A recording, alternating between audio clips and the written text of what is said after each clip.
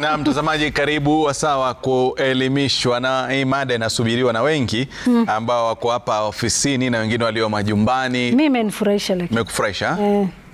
Nafurahi sana kabla. Lakini mkaribishe Dr. Mwaka ambaye tutakuwa naye hapa studioni, pia vile vile Bi Msafwari kutoka kaunti ya Mombasa na Miriam Migomba kutoka Dar es Salaam Tanzania. Lakini tuanze na Daktari Mwaka ambaye tuko naye hapa.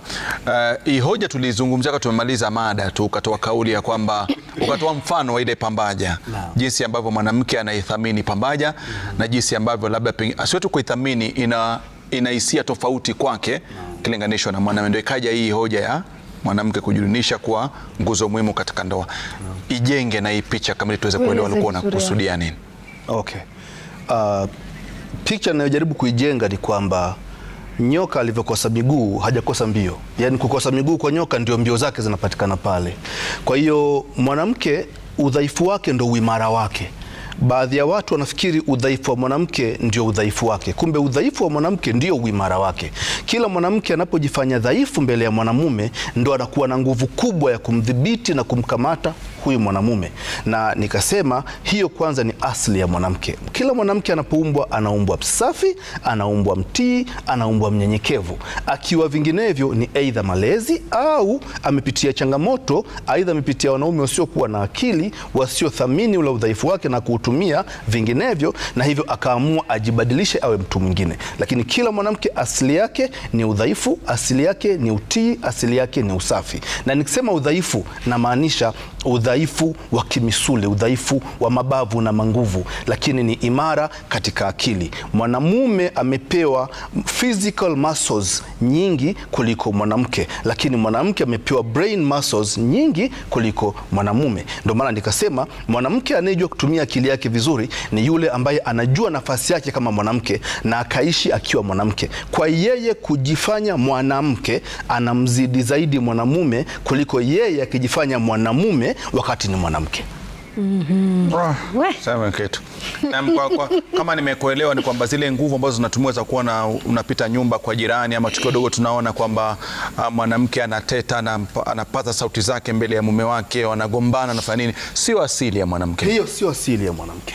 Na utagundua mwanamke hata akifanya yote hayo na likimkuta jambo zito kabisa, kuna wakati anatamani tu aingie kwenye mikono ya mwanamume. Yani huwa inamjia, hatumwi na mtu, haambiwi na mtu, huwa inakuja tu ile feeling kwamba anatamani akaingie kwenye mikono ya mwanamume. Lakini si mwanamume ambaye atakutwa na majanga aseme ana feel kuingia kwenye mikono ya mwanamke. Haikogo hivyo. Na hata kwenye kesi hizi za relationships napata kesi nyingi. Tena naomba niwaambie wanaume, wake zenu katika vitu ambavyo wanapenda kukumbatiwa. Yani hawasemi lakini wanapenda sana. Na lakini hakuna wanaume wanaokuja kuniambia eti wanapenda wakumbatiwe. Sasa kwa hiyo naomba tu mwanamke kwamba vile unavyotamani kukumbatiwa, vile unavyotamani kuwa chini, vile unavyojifanya kuweka chini, hicho ndio kinachokupa nguvu zaidi kuliko ukijifanya uko juu wakati si asili yako. Sasa kitu, kwa hiyo faida iko kwa yeye mwenyewe kuamua kama atamua kuwa chini ama akijifanya mjuaji, itakula kwake. Sawa. Miriam, sijui maoni yako ni yapi kuhusiana na kauli ya daktari? Anachosema Dr. Mwaka ninaweza kukubaliana nacho, lakini sasa kwa baadhi ya wanaume wanaweza kutumia fimbo ya kumtandika mwanamke ambaye ameamua kujishusha. Na ndio maana unakuta wakati mwingine mwanamke anasema nimejishusha, nimechoka, itakalokuwa na liwe. Umeona Kwa sababu kuna kweli asili ya mwanamke kaumbiwa unyenyekevu. Na mwanamke akiwa na mwanaume, ukumbuke mwanaume ni simba, ama tunazungumzia mwanaume ni mfalme, lakini kwa mwanamke tumeumbiwa kweli unyenyekevu. Na unyenyekevu huu, lakini wakati mwingine tunatamani na sisi pia tuweze kusikilizwa, kwamba wewe ni simba lakini nipe nafasi na mimi pia ya kufanya nini, ya kunisikiliza. Lakini kuna baadhi ya wanaume kiukweli kabisa anatumia kwamba mwanamke yoyote yeye ni kiungo dhaifu, mwanamke yoyote anapaswa kumsikiliza mwanaume. lakini kumbe wakati mwingine hata mimi mwanamke, kama alivyosema Dr. Mwaka, hata mimi mwanamke natamani kusikilizwa na natamani kubembelezwa na natamani kumwegemea mwanaume ambapo pale ambapo nikifikwa na jambo la aina yoyote. Kwa hiyo sasa, kwa baadhi ya wanaume ambao leo hii mwanamke akiamua kujishusha wanabaki kumdharau, si kitu sahihi, kwa sababu itafika hatua huyu mwanamke aliamua kujishusha ataamua kusema basi liwalo na liwe. Na mwanamke anapokinai kitu, amini usiamini, anaweza akaondoka akaacha kila kitu.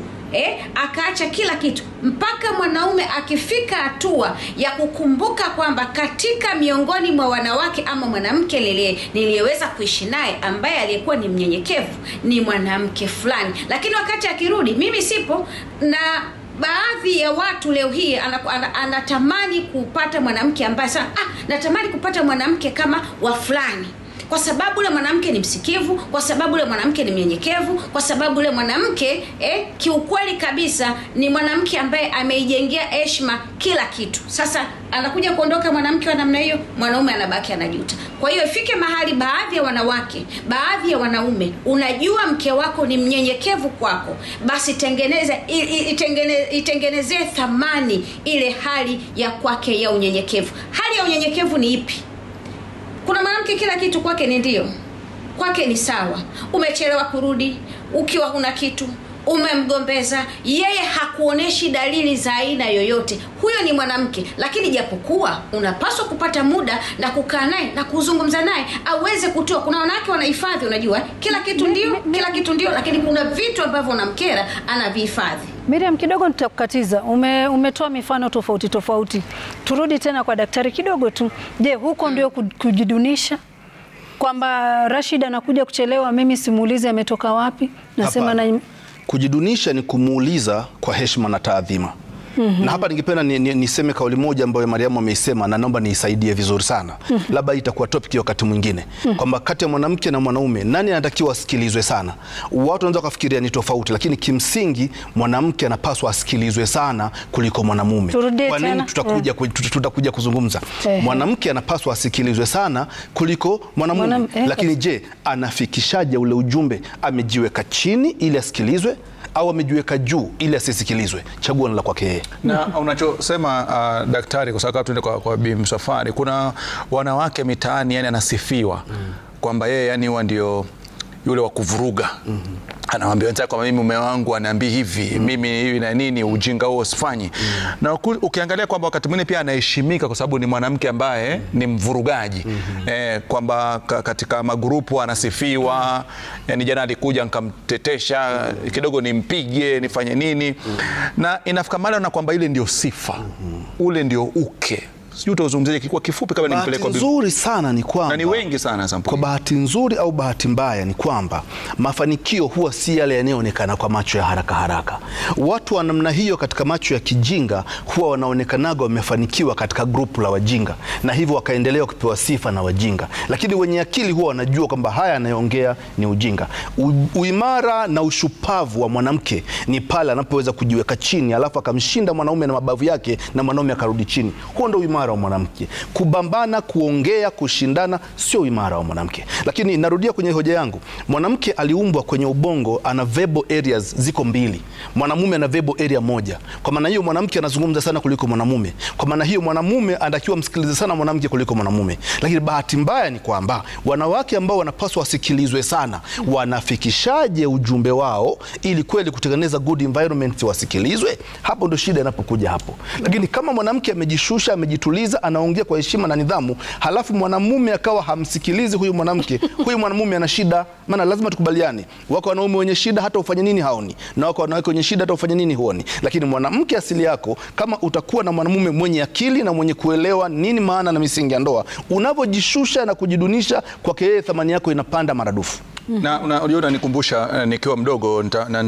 Bi Msafwari anaweza kuwa na ushuhuda wa hili. Tukiwa nyumbani tukiwa wadogo, wakati babangu bado alikuwa yunamwona, anapokuwa anatoka kazini anatembea tu, hata kabla afike pale mlangoni namkuta mamangu ameinuka, namnyanyukia, anaenda kumpokelea, anampeleka ndani, alafu kama tulikuwa tunazungumza ndio tutamuona tena, ataingia akamshughulikia hivi. Unaelewa kwamba kuna vitu kwa tunaona kwamba ni mazingira ambayo anajengewa kwa nyumba, akifika amenyanyuka, amempokea, amemfanya hiyo, hata kama wakati mwingine hata kama hana alichobeba, lakini atamsalimia na nini.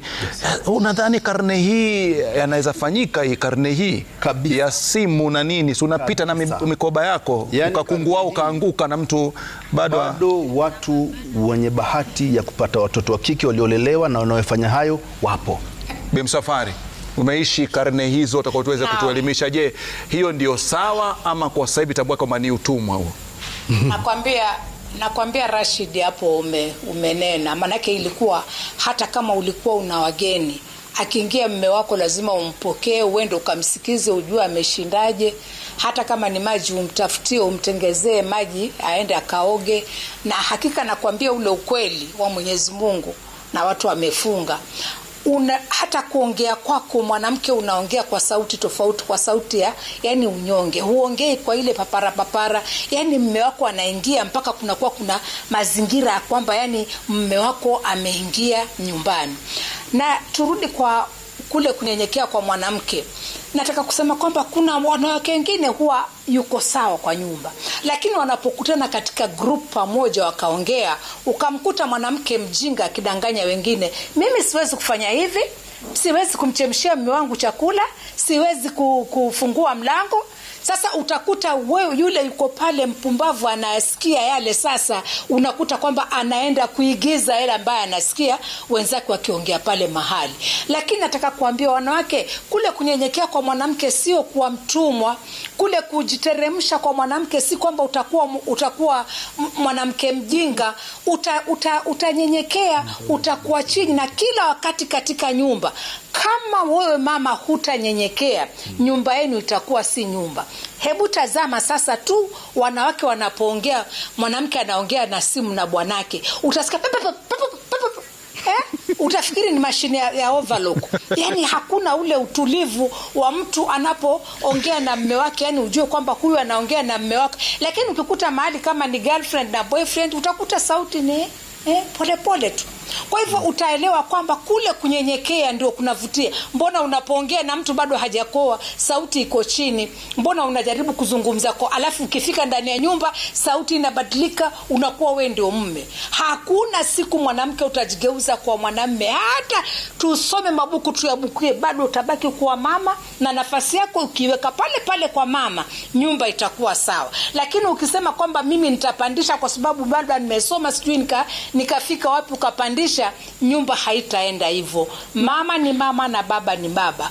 Weka heshima yako mama, hakuna siku utakuwa mtumwa. Na usidanganywe na mwanamke yote kwamba unaponyenyekea wewe ni mjinga, ukaambiwa ni mjinga. Atakudanganya wewe ufanye yale hayafanyi, wewe uachwe. Kwa hivyo nyenyekea mama, hautakuwa mjinga. Jitulize, tuongea kwa sauti ndogo. Okay, sasa shukrani. Msome jumbe hapa daktari. Anasema, Lulu, naomba mtuelewe kwamba tunaponyenyekea sana tunabebwa vibaya sana. Mume wangu hanisaidii, lakini kila wengi wao wanaongea maneno ya kwao nyumbani, sijajua anamaanisha nini, lakini anasema yeye amenyenyekea lakini hasaidiki. Huku kunyenyekea kwake, wanaume si wote wako sawa sawa, wanawake si wote wako sawa sawa. Lakini tunapozungumzia majority, asilimia kubwa ya wanamume, unaponyenyekea yeye anaweza kukupenda na kukuthamini zaidi. Ni wachache ambao ukinyenyekea ana take for granted, wapo, hawakosekani katika jamii, lakini ni wachache sana. Na ninachoweza kuzungumza tena ni kwamba wanawake, na ningetamani mfahamu kitu kimoja. Ukisikia mwanamke mwenzio anakuambia mimi siwezi kufanya hiki, mimi siwezi kufanya kile, muongo, tena mnafiki kweli kweli. Mwanamke ni kiumbe ambaye anaweza kufanya chochote almuradi amemkubali mwanamume. Narudia tena, mwanamke anaweza kufanya chochote almuradi amemkubali mwanamume. Kama anakuambia siwezi kufanya hiki, siwezi kufanya hiki, anaweza kuwa hawezi kufanya kwa mumeo wa ndoa, lakini akawa si mwaminifu, akawa na kabwana fulani kule na anayafanya yote kule. Kwa hiyo usikubali kudanganywa ukavunja ndoa yako eti kisa fulani kasema hawezi. Mnafiki anaweza, ila hajapata mwanaume sahihi ambaye nafsi yake ni kinai na anaweza kuyafanya hayo. Na kuna swali pia vile vile ambalo Bi Msafwari amelizungumza, sijui mtaweza kulichangia, utaanza kidogo alafu Miriam pia alizungumzie daktari. Ile ya kwamba mtu ataka kujidunisha kwa sababu pengine kwa ile hadhi ambayo ako nao ya kijamii, labda pengine kuna mtu ambaye kiwango chake cha elimu amemshinda mume wake, kuna mtu mwingine kipato chake amemshinda mume wake, kuna kuna sababu nyingi tu za kwamba anakifika nyumbani na kwamba huko ninakotoka kuna makubwa mmeyafanya, siwezi kuja hapa tena nikawa naja kujishusha kwa mwanamume. Narudia tena, na wengine pia kwa sababu ni mrembo kupitiliza, najua kwamba hata kivyovyote vile wewe bado unanihitaji. Mimi nafikiri pamoja na yote hayo unayozungumza, yule mwanamke hata angefanya kiburi na ujeuri wa namna gani, ndani ya nafsi yake anautii. Yani ndani ya nafsi yake anajua kabisa yeye ni mwanamke na ni mtu wa namna gani. Kwa anaweza akayafanya yale kujipamba na mapambo ya watu wa nje, kujipamba na vile anavyoonekana nje, lakini ndani ya nafsi yake anakaa unyenyekevu, anakaa utii, kwa sababu ni asili hiyo ya mwanamke. Kwa mimi ninachoweza kusema ni kwamba wewe mwanamke unapokuwa na mrembo zaidi, unapokuwa na cheo kikubwa zaidi, unapokuwa na elimu kubwa zaidi, unapojishusha, thamani yako inaongezeka maradufu kuliko hata yule ambaye cheo hicho hakuwa nacho. Ni jambo la kwamba huyu mwanamke ana elimu, ananizidi pesa, ananizidi umaarufu, lakini still anajishusha kwangu. Inafanya mwanaume akuone wewe ni dhahabu ya thamani kuliko dhahabu yote ile duniani. Kwa hiyo usijipotezee nafasi yako kwa sababu ya chochote ambacho unacho, ambacho kwanza hujakitengeneza wewe. Ingekuwa uzuri peke yake unajenga maisha, kuna wanawake wengi wazuri wameajiriwa na wanawake wasiokuwa na sura nzuri. Tumeona kama ingekuwa tu cheo ndio kila kitu, kuna wanawake wenye vyeo lakini wanapiga magoti kwenda kuomba ushauri kwa wanawake ambao hawana hata robo ya cheo. Kwa utagundua kabisa kwamba pesa, cheo, uzuri wa sura havimalizi kila kitu. Kinachoweza kujenga heshima, utii wako, ubinadamu wako na akili zako. Nimesema wanawake wamepewa brain muscles imara zaidi kuliko wanaume. Ukitumia akili yako vizuri utashinda kila kitu. Ukiamua kutumia akili za wengine, pole kwako. Na napenda niseme angalizo moja, tupo kwenye dunia ya mitandao. Sheikh Rashid, mtandao ndio chombo peke yake ambacho wenye akili na wasiokuwa na akili wana haki sawa za kukitumia. Narudia tena, mtandao ndio chombo pekee ambacho wenye akili na wasio na akili wana haki sawa za kukitumia. Sasa wewe chagua, ndani ya mtandao utafuata mawaidha ya wenye akili au ya wasio na akili, chagua ni la kwako wewe.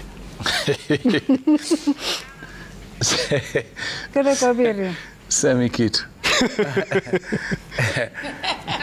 Mimi nachotaka kumwambia mwanamke, usichanganye cheo ukaona kwa sababu nina cheo nikamshusha mume wangu ukajipandisha. Cheo hakina nafasi kwa mume, lakini fedha haina nafasi kwa mume, na vile vile uzuri hauna nafasi kwa mume. Yani mume ana nafasi ya pekee yake kabisa. Unaambiwa hivi, unapotoka nyumbani pale wewe ni mke wa mtu. Unapofika getini, kuingia getini, pale we ni mkurugenzi, supervisor, manager, ndipo pale. Lakini unapotoka kule ofisini, unarudi, wewe ni mke wa mtu. Ila nataka kusema kwa baadhi ya wanawake, tuache makundi. Makundi ndio ambayo yanashawishi. Ndio sasa hivi unakuta mwanamke anapanda kichwa. Ila nataka nizungumze kwa baadhi ya wanaume, kabla hujaoa, hujamtaka mwanamke ukampenda kwa sababu ya mguu wake, kwa sababu ya shepu yake, kwa sababu ya sura yake, lakini anza kufikiria background yake. Inawezekana alishindikana kwa tabia huko alikotoka, alikuwa na mwanaume. Wewe ukaingia kwenda kuoa, ukasema huyu mwanamke kwamba nitaendelea ama nitaishi naye. Inawezekana alikupenda kwa sababu ya kipato chako, kwa sababu ya uwezo wako. Kipato kinashuka, mwanamke ataleta ile tabia yake. Alikuwa akijishusha kwako kwa sababu ulikuwa una pesa, lakini pesa huna, atajipandisha ile kiburi yake na jeuri, asema tabia ni kama ngozi, kuibadili huwezi. Inawezekana alikotoka alikuwa ni mke wa mtu, ama alishaikuwa mchumba wa mtu, ama vyovyote, lakini akaja kwako ukahisi ametulia kwako, kumbe ni kipato ndicho ambacho kilichomtuliza. Na ndio maana tunasema siku zote, mwanaume yoyote usijisifu una mbio, msifu na anayekukimbiza. Sema kitu. Na Bimsafari, neno lako la mwisho kabla tukamilishe mada hii. Tukaweze tu kunyenyekea, na hakuna siku kunyenyekea kutatufanya tuwe watumwa. Kunyenyekea ni kunyenyekea. Maliza Dr. Mwaka na kauli yako kumalizia. Nashukuru sana. Nafikiri niwaambie tu wanamume pia, ukiona mwanamke ananyenyekea na kunyenyekea na kutii, hebu kuwa mwanamume basi. Maana mwanamume na yeye ni kujua thamani ya huo utii, kujua thamani ya huo unyenyekevu, na kurudisha kwa mapenzi mazito na huruma iliyotukuka. Sio ukinyenyekea wewe acha nyamazi. Ningeharibu, ningechoma. Lakini kuna kitu kimezungumzwa na Miriam na pia kuna hoja umezungumzia kwamba nani ambaye anataka namsikilize mwenzake kutoka kusikiliza sana. Nafikiri ni mada za kuja kuizungumzia, na pia kuna Miriam amesema hoja ya makundi na marafiki kwa upande wote wa wanaume na wanawake wanaweza kuwa na mchango wa kuimarisha mahusiano ama kwa mchango kuweza. Lakini katika hii mada ya leo nimejifunza kitu kimoja mimi mwenyewe binafsi, ni kwamba hata wale ambao hujisifia kwamba waliendesha magari mazuri, waliendesha magari vizuri, baada ile taarifa kuja kuuliza walifutwa. Natakuwa kusifia kwamba nilikuwa nikienda Namanga, nikienda wapi, lakini mwisho wa kwisho ukimuuliza na sahi ilikuwaje, nasema akili tangu mwaka jana sina gari. Kwa hiyo hata kila wanakuambia mimi siwezi, ukimchunguza baada ya miaka 3 kaharibikiwa. Sema kitu. Mimi nadhani nimejifunza mengi kutokana na mada hii siku ya leo. Naona jumbe za kusifia ziko nyingi daktari. Naam. Najipatia Najipatia 80%. Naam. Aha. Labda tumlete siku moja. Mimi kwanza nashukuru na ninafurahi kusikia hivyo kwa sababu ndio sifa ya mwanamke. Hiyo ndio sifa ya mwanamke. Mwanamke anatakiwa aenzi asili yake, na asili ya mwanamke ni usafi, utii, heshima, unyenyekevu na kujidunisha. Akifanya vile ndio anaenzi wanawake wake. Akifanya vinginevyo anaupiga teke wanawake wake. Kwa hiyo hiari ni ya kwake. Hongera sana. Na mtazamaji, tunakamilisha kwa sasa hivi mada nzuri tu ambayo tumeweza kupata maoni mengi. Ikiwa unaishi na mke wako mpaka sasa hivi na bado kwako ni mke wako, yani kama wewe unaishi na mtu na unasema kwamba huyu ni mke wangu, basi amefeli katika mtihani wa kujidunisha. Ikiwa unaishi na mke kwa sasa hivi ambaye ni rafiki yako, basi huyo amefaulu katika mtihani wa kujidunisha. Urafiki ndio ambao unaimarisha ndoa. Mke haimarishi ndoa. Wacha awe mke aliye rafiki, lakini asiwe mke ambaye sio rafiki. Ni Rashid Abdalla, ni Kamal Pewa Moyoni. Go ahead.